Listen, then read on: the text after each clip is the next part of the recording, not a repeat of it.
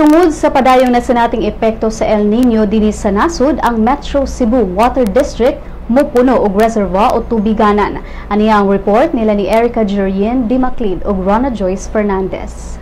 Metropolitan Cebu Water District o MCWD mudungag og reservoir sa nagkadaiyang bahin sa lalawigan sa mga umaabot nga tuig isip pagpangandam sa epekto sa El Nino.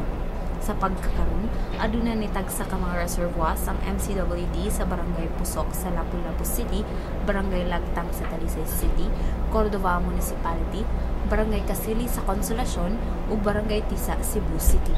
Aduna say duha ka reservoir sa Nivel Heights, Barangay Lahon sa siyudad sa Cebu.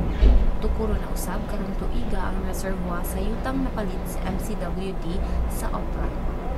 Atol sa kinaunhang Water Summit sa Dakbayan nga gipahigayon sa Barangay Taptap sa miaging semana, si MCWD General Manager Ernie Delco miingon nga ang tubig nga ibutang sa Opera magikan sa Danau nga may kapasidad nga 20,000 cubic meters matag adlaw.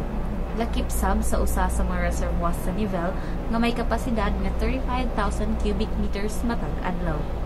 Ang problema ito karon ang sa paghatod sa tubig ug naa ng tubig because ang DPWH medyo protective po sila sa ilang karsada, dili tan allow sa asalat na muli out. In fact, kung muli out ka sa karsada ron, ang tibok lane imong i-restore bagong laod.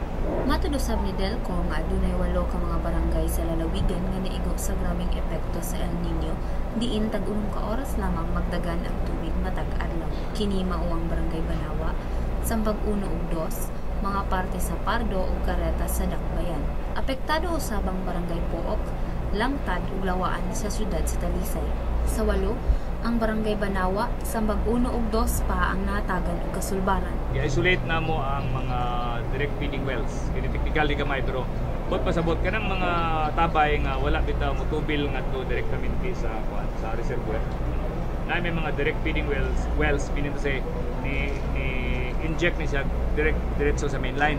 Kabahin sa pagtukod sa dam sa Barangay Mananga sa Dakbayan sa Talisay, si Delco mipasabot nga malangan pa kini sanglit dili pa andam ang mga lumulupyo sa maong dapit nga mobalhin og puloy-anon. Alang sa Sunstar Pilipinas, kini si Erica Jurien Dimaclid, kauban si Rona Joyce Fernandez, CNU Communication Interns.